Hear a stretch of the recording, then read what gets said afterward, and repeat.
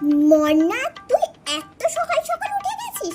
সবে এখন 9টা বাজে। যা গিয়ে ঘুমা, এখনো কিন্তু 12টা বাজেনি। মনা, তুই জামা কাপড় কাচ্ছিস?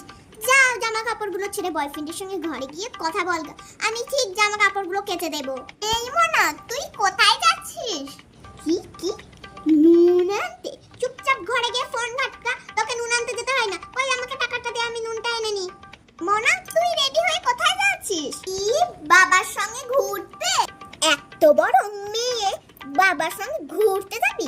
যা বয়ফ্রেন্ডকে ফোন কর, দিয়ে বয়ফ্রেন্ডের সঙ্গে ঘুরে আইগা। আর শোন, তোর কাছে টাকা আছে তো? কি, মাত্র 50,000 টাকা? এনে আমার এটিএম কার্ডটা নিয়ে যা। মনা, তুই রান্নাঘরের থালা বাসন কড়াই নিয়ে কি করবি?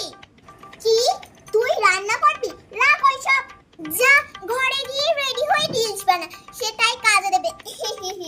মনা, তুই সালোয়ার কামিজ পরেছিস? ঘরে গিয়ে সালোয়ার কামিজটা ছেড়ে হট প্যান্ট আর টপ পরে আয়। এই গরমে কেউ সালোয়ার কামিজ পরে মনা? গরমে তো তোর কষ্ট হবে। মনা শোন, ঘরে বাইরে যেখানে যাবি মনের মতন কমফোর্টেবল ড্রেস পরবি। কি, লোকে কি বলবে? শোন মন, তোর যেটা ইচ্ছা তুই সেটাই করবি। জানবি তোর মা সবসময় তোর পাশে আছে।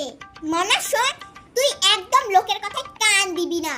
লোকের কাজই হচ্ছে পরনিন্দা পরচর্চা করা। আমাকে দেখ না মনা, লোকে কি বললো না বললো সেদিকে আমার কিচ্ছু যায় আসে না।